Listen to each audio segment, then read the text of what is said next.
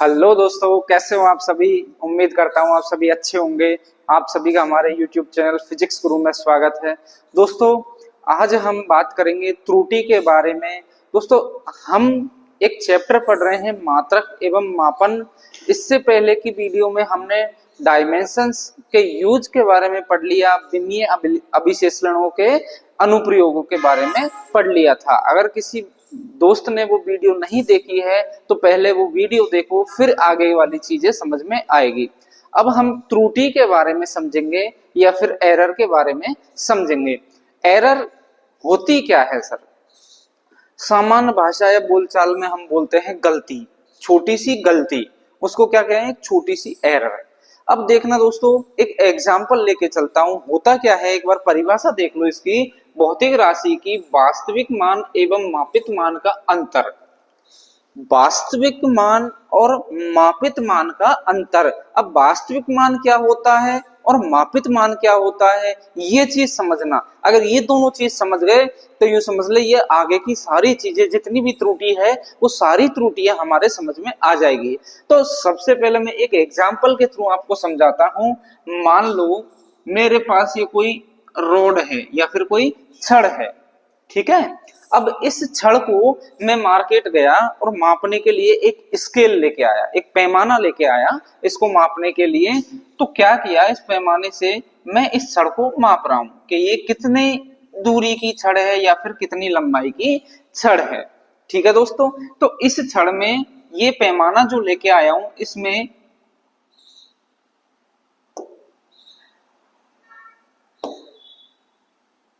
एक centimetre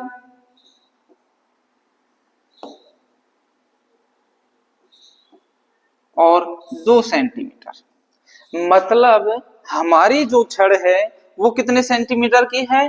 2 centimetre की है। कितने सेंटीमीटर की है? 2 सेंटीमीटर की। मैंने इस छड़ को स्केल से माप लिया तो ये इसकी क्या हो गई? वास्तविक मान, या इसको हम क्या बोल सकते हैं? Actual value.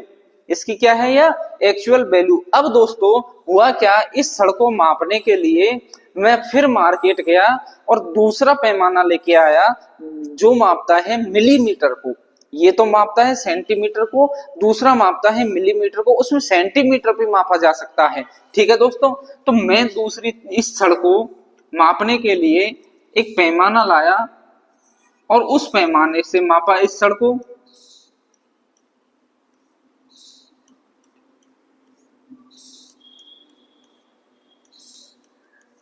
फिर देखा इस छड़ की जो लंबाई है वो 2.1 सेंटीमीटर मिली।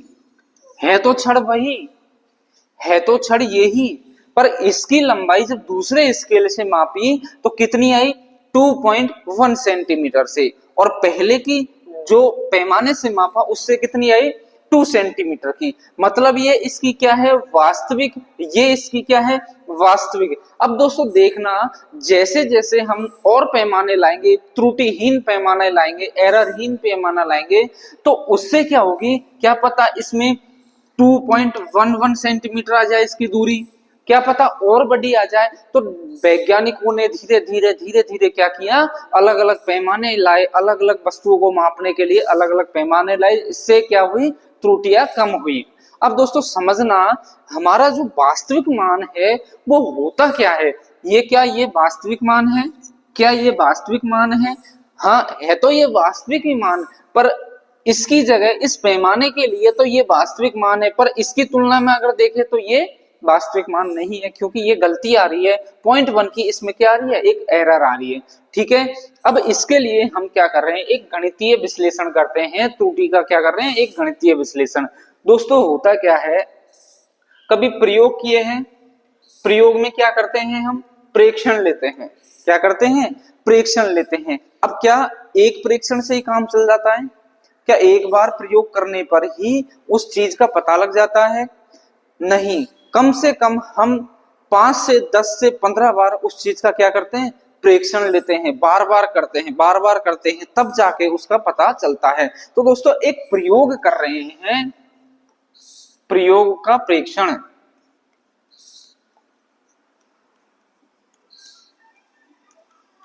अब प्रयोग का प्रेक्षण करते हैं तो क्या आता है, अलग अलग वैल्यू आती है।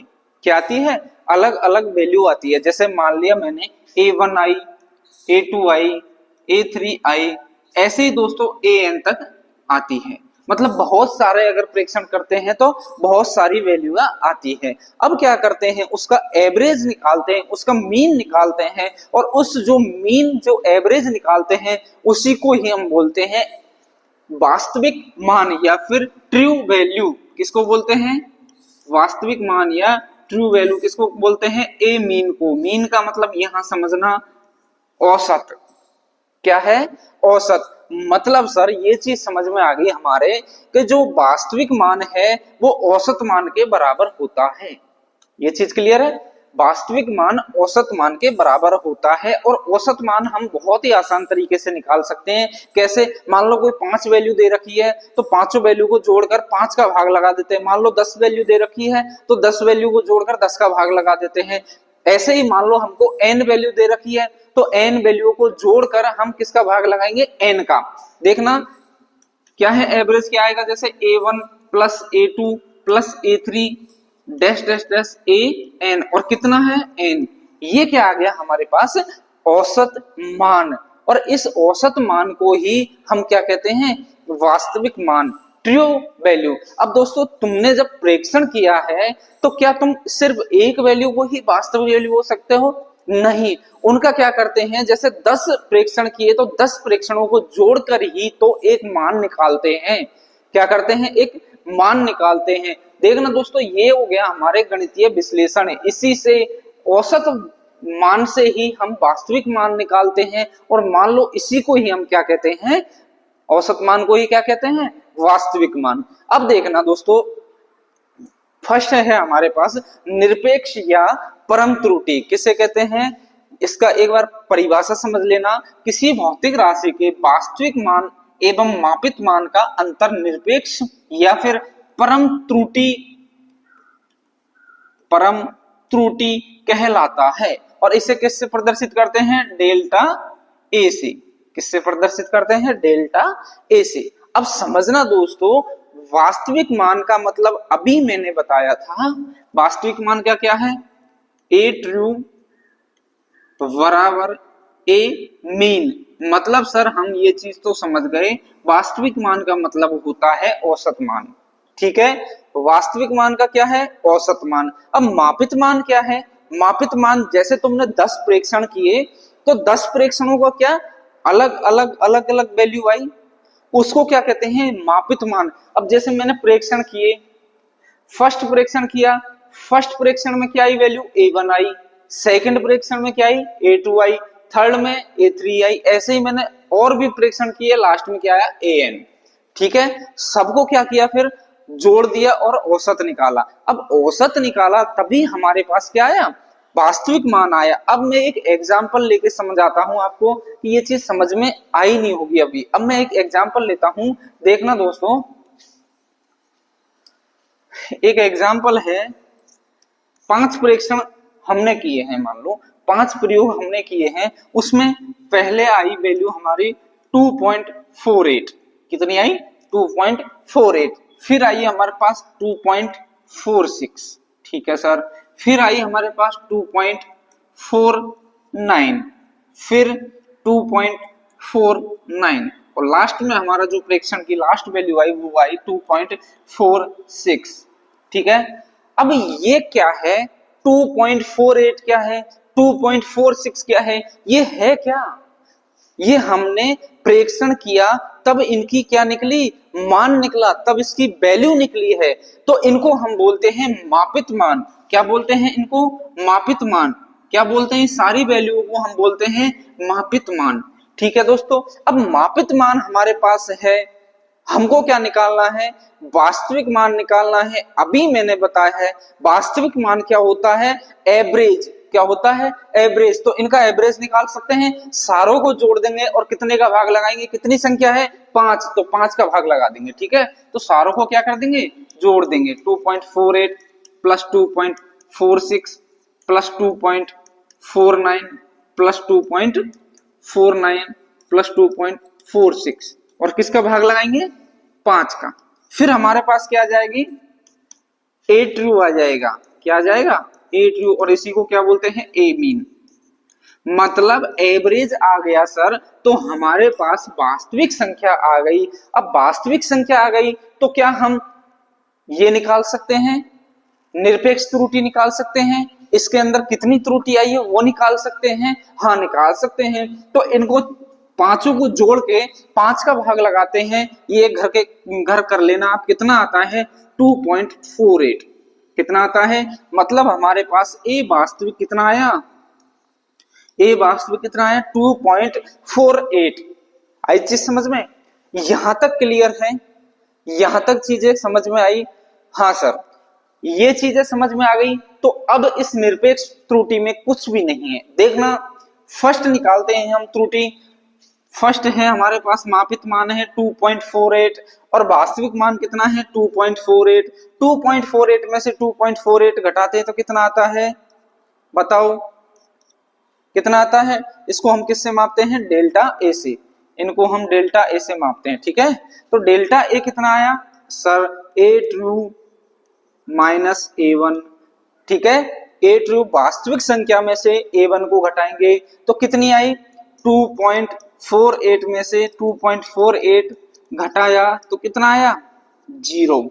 मतलब सर हमारे जो फर्स्ट हमने माना है वो एक तरीके से वास्तविक मान के बराबर आ गया। मतलब उसकी जो वैल्यू आई उसके बराबर आई, मतलब उसमें त्रुटि है ही नहीं, पहले मान में कोई भी त्रुटि नहीं है। अब दूसरा निकालो, हमने 5 परीक्षण किए तो पांचों को निकालना पड़ेगा। अब दूसरा निकालो डेल्टा A2। क्या करना है डेल्टा A2 निकालोगे तो क्या करोगे, बड़ी में से छोटी घटाना। हमेशा ध्यान रखना, हमेशा हमको प्लस मान चाहिए, मोड लगा के करना है ये चीजें। किसके, ये चीजें मोड लगा के करनी है प्लस में से। मतलब मोड लगा दिया तो इसका मतलब है बाहर जो वैल्यू आएगी वो हमेशा प्लस आनी चाहिए, पॉजिटिव आनी चाहिए, नेगेटिव नहीं आनी चाहिए। ठीक है, अब करना क्या है, हमेशा हमको बड़ी संख्या में से छोटी संख्या घटानी है। क्या करना है, बड़ी में से छोटी घटानी है। अब देखो यहां बड़ी क्या है 2.48, यहां क्या है ये छोटी है 2.46। हाँ सर ठीक है, तो 2.48 में से ए ट्रू में से क्या घटा दिया 2.46, कितना आया 0.02। मतलब सर यहां जो त्रुटि आई है वो कितने की आई है 0.02 की। कितने की त्रुटि आई है 0.02 की। अब आगे और भी परीक्षण किए हैं 0.49 वाला। अब बताओ मुझे घटाएंगे किसमें से हम, इसमें से इसको घटाएंगे या फिर इसमें से इसको घटाएंगे, इसमें से इसको घटाएंगे। क्यों, अभी मैंने बताया था हमको हमेशा पॉजिटिव चाहिए, नेगेटिव चाहिए ही नहीं। हमारे दिमाग में नेगेटिव आना ही नहीं चाहिए, हमेशा पॉजिटिव थिंकिंग रखो। इसलिए समझना हमेशा हमको पॉजिटिव चाहिए, तो बड़ी में से छोटी घटाना है। अब A3 निकालें हम, तो A3 निकालने के लिए क्या करेंगे 2.49 में से 2.48 घटाते हैं। क्या करते हैं 2.48 घटाते हैं। अब घटाओ तो कितना आएगा 0.01। कितना आया 0.01। मतलब हमारा जो तीसरा प्रेक्षण है, तीसरे प्रेक्षण में 0.01 की त्रुटि आई है। ऐसे ही हम चौथा प्रेक्षण निकालेंगे, चौथे प्रेक्षण में भी कितनी आएगी त्रुटि 0.01 की।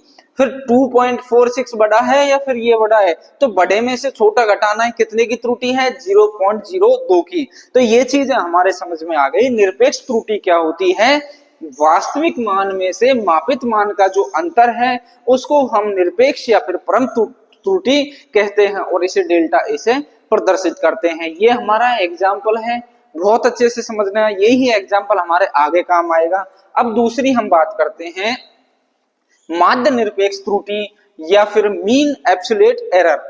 अब दोस्तों एक तरीके से देखो ये क्या है निरपेक्ष त्रुटि। हाँ सर निरपेक्ष त्रुटि अभी पढ़ी थी। हाँ तो निरपेक्ष त्रुटि का आगे क्या लग गया माध्य, मतलब एक तरीके से मीन लग गया, मतलब औसत लग गया।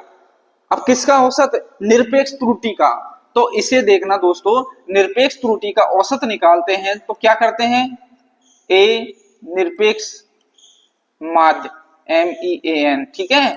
कौन सा है ये, निरपेक्ष त्रुटि वाला। तो क्या करेंगे, सबको जोड़ देंगे, A1 plus A2 plus delta A3 dash dash dash delta N, मतलब कितनी भी वैल्यू आ जाए और कितने में से N का भाग, ठीक है। अब हमारे पास अभी मैंने बताया था कितना है, ये आया पहले 0, फिर 0.02, फिर 0.01, फिर 0.01, फिर 0.02। तो तीनों को क्या कर लेंगे हम, चारों पांचों को जोड़ लेंगे तो हमारे पास क्या आ जाएगा, माध्य निरपेक्ष त्रुटि। मतलब समझना दोस्तों इसकी परिभाषा, किसी भी भौतिक राशि के मापन से प्राप्त निरपेक्ष त्रुटि के परिणामों का औसत माध्य। भी मैंने समझाया था, एवरेज का मतलब क्या होता है, सब चीजों को जोड़ के उसका भाग दे देना, ठीक है। तो इन सब चीजों को जोड़ के कितनी संख्या है उसका भाग दे दिया। तो सबसे पहले हमारे पास क्या आया था, 0, फिर 0.02 की निरपेक्ष त्रुटि आई है, फिर कितने आई, 0.01 की निरपेक्ष त्रुटि आई है, फिर 0.01 की निरपेक्ष त्रुटि आई है, फिर 0.02 की निरपेक्ष, और कितनी संख्या है ये, 5 संख्या है। हाँ सर, तो यहां से हमारे क्या आ जाएगी, निरपेक्ष त्रुटि, क्या आ जाएगी, निरपेक्ष त्रुटि। अब देखना दोस्तों कितनी है ये, कितना है, अब इनको जोड़ के सारी वैल्यू को जोड़ के 5 का भाग लगा देंगे, ठीक है। तो हमारे पास क्या आ जाएगा, माध्य निरपेक्ष त्रुटि, क्या आ जाएगी, माध्य निरपेक्ष त्रुटि। तो इसकी वैल्यू क्या आ जाएगी हमारे पास, 0.01, ठीक है दोस्तों। डेल्टा, इसको हम प्रदर्शित करते हैं डेल्टा AN से। किससे प्रदर्शित करते हैं, डेल्टा A, मतलब औसत किसका, निरपेक्ष का, ठीक है। ये चीजें समझ में आई। मतलब ये समझ लेना, भौतिक राशि कोई भी हो उसका निरपेक्ष त्रुटियों का परिणाम को औसत माध्य होता है, वही हमारा क्या होता है, माध्य निरपेक्ष त्रुटि। कितनी त्रुटि पढ़ ली, 2, निरपेक्ष त्रुटि और माध्य निरपेक्ष त्रुटि। अब है दोस्तों हमारे पास आपेक्षिक त्रुटि या फिर रिलेटिविटी त्रुटि। अब ये किससे कहते हैं, इसका मतलब क्या होता है दोस्तों, इसको हम कहते हैं माध्य निरपेक्ष त्रुटि में किसका भाग लगा दे, निरपेक्ष त्रुटि का, तो क्या मान आ जाएगा हमारे पास, आपेक्षिक त्रुटि। देखिए ना, परिभाषा भी यही है, किसी भी भौतिक राशि के लिए उसकी माध्य निरपेक्ष त्रुटि या वह वास्तविक मान का अनुपात आपेक्षिक त्रुटि कहलाता है। ये समझ में आई। देखना दोस्तों, रिलेटिव त्रुटि किसे कहते हैं, रिलेटिव एरर किसे कहते हैं, हमारे पास अभी जो आया था औसत किसका, माध्य निरपेक्ष का, किसका, माध्य निरपेक्ष का, और इसमें किसका भाग लगाना है, वास्तविक संख्या का, मतलब ए ट्रू का, किसका लगाना है, ए ट्रू का। ये चीजें समझ में आ गई, किसे कहते हैं। अब ये हमारे पास है, कितना है, अभी मैंने निकाला था, कितना आई वैल्यू, 0.01, ठीक है, कितनी आई, 0.01, और ए ट्रू का मान हमको पता चल गया था फर्स्ट में ही, कितनी आई थी हमारे पास, ये देखो, वास्तविक हमने निकाला यहाँ, वास्तविक हमने यहाँ पे निकाला है, ये आया था हमारे, ये कितना आया, 2.48, कितना है, 2.48। तो यहां से हम इसको निकाल लेते हैं 2.48। तो यहां से किसका मान आ गया, आपेक्षिक त्रुटि का। मतलब समझना दोस्तों, आपेक्षिक त्रुटि किसे कहते हैं, जिसमें माध्य निरपेक्ष त्रुटि में अगर हम वास्तविक मान का भाग लगा दे तो क्या आ जाएगा, आपेक्षिक त्रुटि। किसका भाग लगा देंगे, ए ट्रू का अगर भाग लगा दे तो किसका मान आ जाएगा, रिलेटिव एरर का। ये समझ में आ गया। अब बात करते हैं हम प्रतिशत त्रुटि की। प्रतिशत त्रुटि होती क्या है, तो सर प्रतिशत का मतलब क्या होता है, किसी भी संख्या में अगर 100 से गुणा कर दे तो उसको क्या कहेंगे, प्रतिशत। जैसे मेरे में अगर मैं 100 का गुणा कर दूं, 100 से गुणा कर दूं मेरे को, तो मेरे प्रतिशत निकल के आ जाएगा। जैसे 2 को अगर 100 से गुणा कर दूं तो क्या आ जाएगा, प्रतिशत निकल के आ जाएगा। अब ऐसे ही देखना दोस्तों, इस वैल्यू को अगर मैं निकालूं प्रतिशत में, तो प्रतिशत में कैसे आएगा, रिलेटिव एरर को अगर मैं परसेंटेज या फिर 100 से गुणा कर देता हूं तो परसेंटेज एरर आ जाती है। कौन सी? परसेंटेज वाली एरर कब आती है? जब रिलेटिव एरर को मैं 100 से गुणा कर देता हूं। अब देखना हमारे पास क्या आई रिलेटिव एरर, वो एरर की वैल्यू 0.01 अपॉन 2.48। अब इसको मैं किससे गुणा करूंगा? इंटू 100 से। तो यहां से क्या आ गई हमारी परसेंटेज त्रुटि। यहां से क्या आ गई हमारे पास? परसेंटेज त्रुटि। कितनी परसेंटेज त्रुटि है वो आप निकाल सकते हो। तो 5 त्रुटियां है, 5 के 4 त्रुटियां है। चारों को चारों बहुत अच्छे से समझना। सबसे पहले है निरपेक्ष त्रुटि, उसके बाद में माध्य निरपेक्ष त्रुटि, उसके बाद में है आपेक्षिक त्रुटि और लास्ट है प्रतिशत त्रुटि। त्रुटि होती क्या है इसको बहुत अच्छे से समझना। हमने गणितीय विश्लेषण एक एग्जाम्पल लेके भी समझाया था। सारी चीजें बहुत अच्छे से समझाई, आप समझना। एक एग्जाम्पल और ले लेता हूं मैं। जैसे मान लो मेरे पास 2 स्टूडेंट है, एक तो राम और एक सीता। कितने स्टूडेंट हैं? 2। एक बार समझ लेना, बहुत अच्छे से समझना। मेरे पास 2 स्टूडेंट है, एक राम और एक सीता। अब इन दोनों को मैंने क्या किया, राम से बोला कि एक रोड है, उस रोड को मापना है। बोला ठीक है सर, माप देंगे। उसने मापने के बाद में फीता लेने गया मार्केट में, फीता लेके आया और मापा। मैंने उसको 200 मीटर की बोली थी कि तू 200 मीटर माप के आना। ठीक है, कितनी की बोली? 200 मीटर। तो मुझे तो पता है ये तो क्या होगी, वास्तविक मान। ये तो क्या हो गया, वास्तविक मान। मैंने उसको पहले ही बता दी तुझे सिर्फ 200 मीटर माप के आना है। पर वो कितना माप के आया? 180 मीटर ही माप के आया। उसके फीते में सिर्फ 200 मीटर को वो 180 में ही माप के आ गया। ये कौन सा मान हो गया फिर? मापित मान। ये कौन सा हो गया? मापित मान। मतलब सर वास्तविक मान और मापित मान में कितने का अंतर आया? 20 का। कितने का आया? 20 मीटर का। तो ये 20 मीटर क्या हो गई? एरर। मैंने उसको क्या बोला और वो क्या निकाल के आया, ये क्या हो गई उसकी एरर। कितनी? 20 मीटर की। ठीक है सर। अब मैंने सीता को बुलाया, सीता बेटा आ और तू जा 2000 मीटर की एक रोड है उसको माप के आ तेरे फीते से। बोलो सर मैं अभी माप के आती हूं। उसको मैंने कितने मीटर दी? 2000। तो 2000 मीटर क्या है? वास्तविक मान। ये क्या है? वास्तविक मान। ठीक है। वो माप के आई, मेरे पास आई, बोली सर मेरे 1900 मीटर आई। मेरे फीते से उस रोड की लंबाई है वो कितनी आई? 1900 मीटर। ये क्या है? मापित मान। ये क्या है? मापित मान। अब इसमें कितने की एरर आई? 100 मीटर की। ठीक है, इसमें कितने की एरर आई? 100 मीटर की। अब दोस्तों इसमें 20 मीटर की और इसमें 100 मीटर की। अब मैंने इन दोनों को गवर्नमेंट ऑफ इंडिया के पास भेज दिया, जो रोड का कंस्ट्रक्शन का काम देती है उसके पास भेज दिया दोनों को। उन्होंने देखा, देख के पता किया इसकी में 20 मीटर की आ रही है और इसमें 100 मीटर की आ रही है। दोस्तों आप बताओ एरर किसकी में कम है, राम के या सीता के? सोचो एरर किसके कम है? अभी कोई बच्चा बोलेगा सर 20 मीटर ही तो है इसमें तो। एक बोलेगा सर इसके 100 मीटर है, इसके तो बहुत ज्यादा है, इसके 20 मीटर ही है। तो किसको दे देना चाहिए टेंडर रोड बनाने का? राम को। नहीं, देखना इसको तो सिर्फ मैंने 200 मीटर ही दिए। 200 मीटर में ये 20 की एरर ले आया और इसको कितने में दिए? 2000 की दिए और ये कितने की एरर लेके आई है? 100 मीटर की सिर्फ। तो टेंडर किसको देना चाहिए?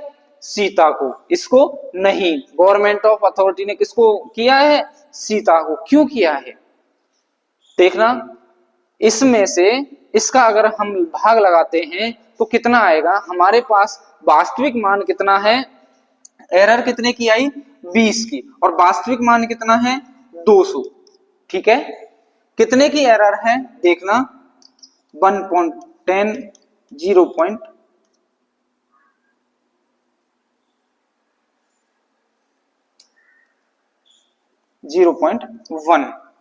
ठीक है दोस्तों, कितने की एरर आई? 0.1 की। अब इस सीता के कितने की एरर आई? 100/2000। कितने की? 1.2 मतलब 0.05। ठीक है, कितने की आई है? 0.05 की। इसके आई है 0.1 की, इसके आई है 0.05 की। अगर मैं इसको प्रतिशत में निकालूंगा तो क्या करूंगा? 0.1 को 100 से गुणा करूंगा, उधर 0.05 को 100 से गुणा करूंगा। दोनों का अगर प्रतिशत में निकालूंगा, इसकी आई है 10% और इसकी आई है 5% की। अब देखो किसके ज्यादा प्रतिशत त्रुटि आई है, राम या सीता? राम के। तो राम को देना चाहिए?